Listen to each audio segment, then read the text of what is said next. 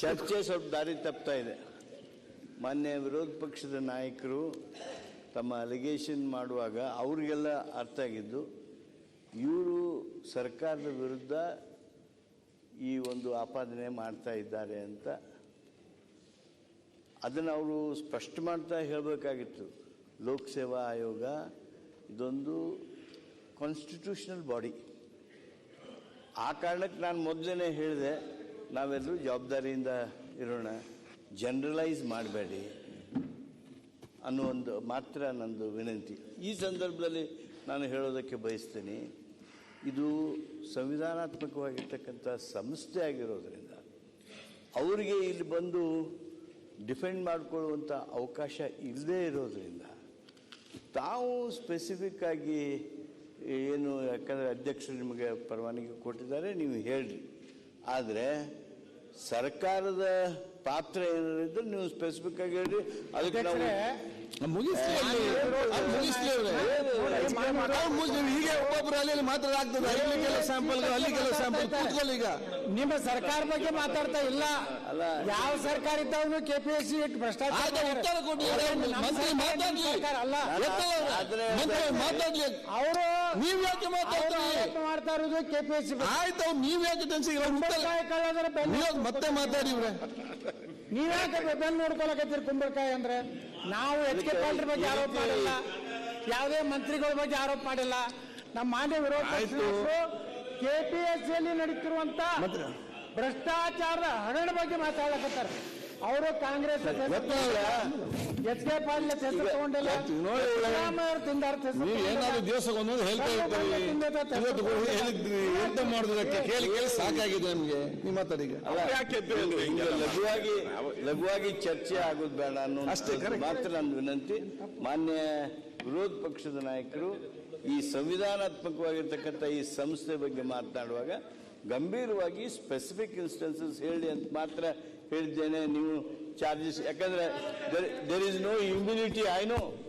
I know for certain that there is no immunity, but our own rules say that who is not able to defend himself, we must be careful. ಅದು ಮಾತ್ರ ನಾ ಅವ್ರಿಗೆ ಹೇಳೋದಕ್ಕೆ. Sir, ತಾವು ಈ ಸದನದಲ್ಲಿದ್ರಿ, ಇದೇ ಸದನದಲ್ಲಿ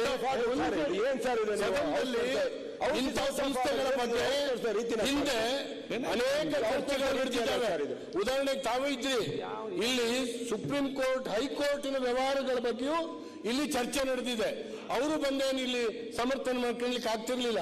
ರಮೇಶ್ ಕುಮಾರ್ ಅವರು ಆ ಪೀಠದಲ್ಲಿದ್ರು, ಅವಕಾಶ ಮಾಡಿಕೊಟ್ರು.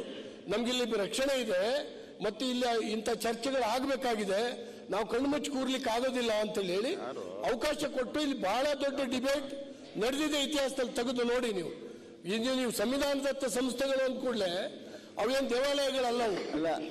ಅಲ್ಲಿ ಏನ್ ನಡೀತಾ ಇದೆ ಅಂತ ನಮ್ಮೆಲ್ಲರಿಗೂ ಗೊತ್ತಿದೆ, ನಿಮಗೂ ಗೊತ್ತಿದೆ. ಅದು ಎಲ್ಲೂ ಚರ್ಚೆ ಆಗ್ಲಿಕ್ಕೆ ಎಲ್ಲೋ ಒಂಥರ ಮಡಿವಂತಿಕೆ ತೋರಿಸೋದಿದೆಯಲ್ಲ, ಅಪಾಯಕಾರಿ ಸರ್. ಇದು ತಪ್ಪು ಸಂದೇಶ ಕಳಿಸ್ಬೇಡಿ. ಅರಗ್ ಜ್ಞಾನೇಂದ್ರ ಅವ್ರಿಗೆ ನಾ ಹೇಳ್ತೀನಿ, ಏನು ಸರ್ ಚುನಾವಣಾ ಆಯೋಗ ಬಗ್ಗೆ ಬೇಕಾಬಿಟ್ಟು ಮಾತಾಡಿ ಮಾತಾಡಿಗೆ ಹೋಗ್ಬೇಡಿ. ನೀವು ಸುಮ್ಮನೆ ಮಾತಾಡಿ, ಇದೆಲ್ಲ ಚುನಾವಣಾ ಮಾತಾಡಿ ಅವಕಾಶ ಕೊಡಿ. ಯಾಕೆ ಸುಮ್ಮನೆ ನಾಟಕ ಇಲ್ಲಿ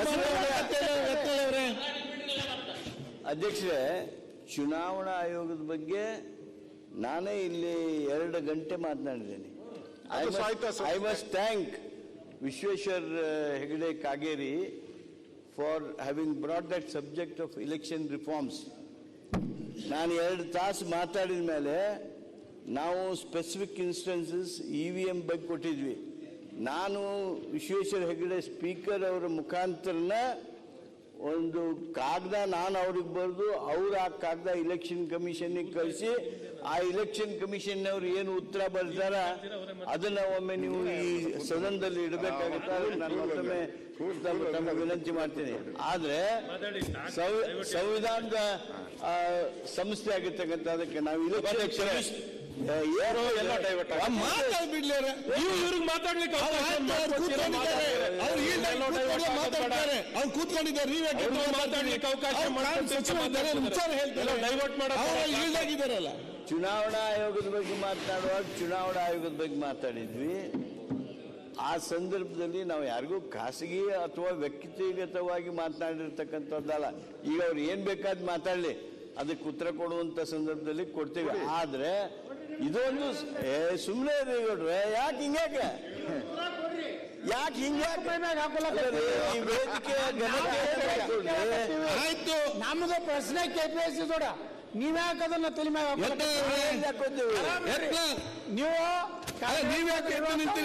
ನಾಯಕರಲ್ಲಿ ನೀವು ಒಬ್ರು ಅದಿರಿ, ಆರಾಮಾಗಿ ಎಲ್ಲ ಕೇಳ್ರಿ. ಅಧ್ಯಕ್ಷರೇ, ದಯಮಾಡಿ ರಾಜಕೀಯವನ್ನ ಬೆರೆಸಲ್ದಂಗ ನಾವು ಸರ್ಕಾರದ ಬಗ್ಗೆ ಏನು ಚಾರ್ಜ್ ಮಾಡುವುದು ಮಾಡ್ಕೊಳ್ರಕ್ಕ, ಅವ್ರು ನಮ್ದೇನು ತಕ್ಕರಲ್ಲ. ಸಂವಿಧಾನಾತ್ಮಕ ಸಂಸ್ಥೆ ಆಗಿರೋದ್ರಿಂದ ಮಾನ್ಯ ವಿರೋಧ ಪಕ್ಷದ ನಾಯಕರೇ, ತಾವು ತಮ್ಮ ಜವಾಬ್ದಾರಿ ಗೊತ್ತಿರತಕ್ಕಂಥದ್ದೇ. ತಾವು ಇದ್ರ ಬಗ್ಗೆ ಮಾತಾಡುವಾಗ ಜನರಲೈಸ್ ಮಾಡಿ ಯಾವುದು ಮಾತಾಡಬೇಡ್ರಿ ಅಂತ ಇಷ್ಟೇ ನನ್ನ ಮನವಿ. ಸನ್ಮಾನ್ಯ ಅವರ ಬುದ್ಧಿವಾದ ಪಾಟೀಲ್ರೆ, ಈ ಬುದ್ಧಿವಾದ ಹೇಳೋದಿರ್ತೈತಲ್ಲ, ಈಗ ನಾನು ನಿಮ್ ಕಡೆ ಕೈ ತೋರಿಸಿದ್ರೆ ಈ ಬೆರಳು ನಮ್ ಕಡೆ ಕೈ ತೋರಿಸ್ತೈತೆ. ನೀವು ಇಲ್ಲಿದ್ದಾಗ ನಾನು ಇಲ್ಲೇ ಕೂತಿದ್ದೆ. ಹೈಕೋರ್ಟ್ ಜಡ್ಜ್ಗಳ ಬಗ್ಗೆ ಮಾತಾಡಿದ್ರಲ್ಲ ನೀವೆಲ್ಲ, ಅವಾಗ ಹೈಕೋರ್ಟ್ ಜಡ್ಜ್ಗಳು ಬಂದು ಇಲ್ಲಿ ಡಿಫೈನ್ ಮಾಡಿದ್ರ, ಇಲ್ಲಿ ಏನೇನ್ ಮಾತಾಡಿದಿರ ಪದಗಳು ತೆಗಿಸಿಬೇಕಾದ್ರೆ ಏನೇನ್ ಮಾತಾಡಿದ್ದಾರೆ ಅಂತ. ನಂಜೇಗೌಡರು ಎಲ್ಲ ಇದ್ರು ಇಲ್ಲಿ. ಹೈಕೋರ್ಟ್ ಜಡ್ಜ್ಗಳ ಬಗ್ಗೆ ಮಾತಾಡಿರೋದು ನಾನು ಹೇಳ್ತಾ ಇರೋದು. ನೀನು KPSC ಬಗ್ಗೆ ಎಲ್ಲ ಹೇಳ್ತಾ ಇರೋದು, ಹೈಕೋರ್ಟ್ ಜಡ್ಜ್ಗಳ ಬಗ್ಗೆ ಮಾತಾಡಿದ. ಕಬ್ಬನ್ ಪಾರ್ಕ್ ಬಗ್ಗೆ ಅವಾಗ ಕಾನೂನು ಬೇರೆ, ಇವಾಗ ಕಾನೂನು ನನಗೆ ಮಾತ್ರ ಅಲ್ಲಲ್ಲ. ಒಂದೇ ನಿಮಿಷ, ನಿಮ್ಗೆ ನನ್ನ ಮೇಲೆ ಪ್ರೀತಿ ಐತೆ, ಅದು ಬೇರೆ ಪ್ರಶ್ನೆ. ಅವಾಗ ಕಾನೂನು ಬೇರೆ, ಇವಾಗ ಕಾನೂನು ಹೆಂಗ್ ಚೇಂಜ್ ಆಗ್ಬಿಡ್ತು? ಅಲ್ಲಲ್ಲ ನೋಡಿ, ನೀವು ಎಲೆಕ್ಷನ್ ಕಮಿಷನರ್, ಅದನ್ನು ಇಂಡಿಪೆಂಡೆಂಟ್ ಬಾಡಿ, ಅದ್ರ ಬಗ್ಗೆ ಮಾತಾಡ್ಬೋದು. ಅದು ಇಂಡಿಪೆಂಡೆಂಟ್ ಬಾಡಿ, ಅದನ್ನು ಕಾನ್ಸ್ಟಿಟ್ಯೂಷನಲ್ ಪ್ರಾವಿಷನ್ ಇರೋದು. ಗವರ್ನರ್ ಬಗ್ಗೆ ಮಾತಾಡ್ಬೇಕು. ಬಿಜೆಪಿ ಆಫೀಸ್ ಅಂತ ಹೇಳಿದ್ದಾರೆ, ಗವರ್ನರ್ ಆಫೀಸ್ ನ. ಅಶೋಕ್ ಅವರೇ, ಅದು ಕಾನ್ಸ್ಟಿಟ್ಯೂಷನಲ್ ಬಾಡಿ, ಅದನ್ನು ಗವರ್ನರ್ ತಾವು ಒಪ್ಪೋದಾದ್ರೆ ಬಿಟ್ಬಿಡಿ ನಮ್ಮನ್ನ. ಸದನಕ್ಕೆ ಗೊತ್ತಿರಲಿ, ನಂಜೇಗೌಡರು, ವಾಟಾಳ್ ನಾಗರಾಜು ಅವ್ರೇನ್ ಮಾತಾಡಿದ್ರಲ್ಲ, ಅವಾಗ the issue was who is supreme regarding the supremacy of legislature or judiciary. ಅದ್ರ ಬಗ್ಗೆ ಚರ್ಚೆ ಆಗ್ತಾ ಇತ್ತು. ಅವರವರ ಅಧಿಕಾರ, ಅವರವರ ಘನತೆ, ಅವರವರ ಸ್ವಾತಂತ್ರ್ಯದ ಬಗ್ಗೆ ಚರ್ಚೆ ಆಗ್ತಾ ಇತ್ತು. ಇದಕ್ಕೆ ಸಂಬಂಧ ಏನೂ ಇಲ್ಲ.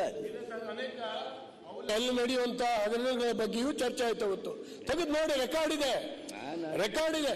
ಇದು KPSC ನಮ್ಮ ಅಧಿಕಾರಿಗಳನ್ನ ಆಯ್ಕೆ ಮಾಡಿ ಕೊಡುವಂತದ್ದು. ಇವತ್ತು ಹೊಸಲು ಒಳಗದು ಹೋಗೋದ್ರೊಳಗಾಗಿ ಭ್ರಷ್ಟರಾಗಿ ಇಲ್ಲಿ ಬಂದು ಕೂತ್ಕೊಂಡ್ರೆ ಕಾರ್ಯಾಂಗದ ಗತಿ ಏನು?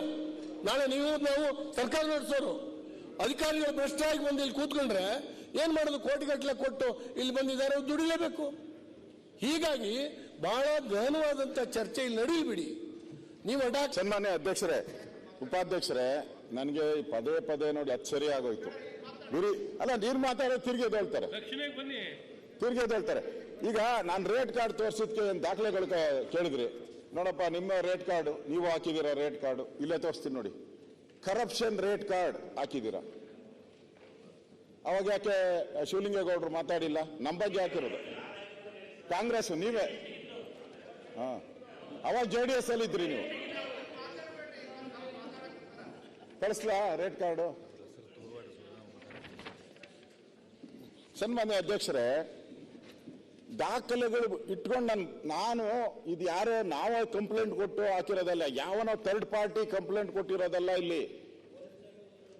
ಪಾಟೀಲ್ರೆ, ಥರ್ಡ್ ಪಾರ್ಟಿ ಯಾವನೋ ಹೋಗ್ಬಿಟ್ಟು ಅವನ ಮೇಲೆ KPSC ಅವರು ಅಥವಾ ಯಾರೋ ಬ್ರೋಕರ್ಗಳಿದ್ದಾರೆ, ಅವ್ರ ಮೇಲೆ ಏನೋ ದ್ವೇಷ ಇದೆ, ಜಾತಿ ದ್ವೇಷನೋ ದುಡ್ಡಿನ ದ್ವೇಷ, ಅದಲ್ಲ. ಪೊಲೀಸರು ರೈಡ್ ಮಾಡಿರೋದು. ಇದು ರೈಡ್ ಮಾಡಿರುವಾಗ ಸಿಕ್ಕಿರೋ ಅಂಥದ್ದು ಇದೆಲ್ಲ. ಅವ್ರ ಹತ್ರ ಚೆಕ್ಕು ಎಲ್ಲ ಇದೆ.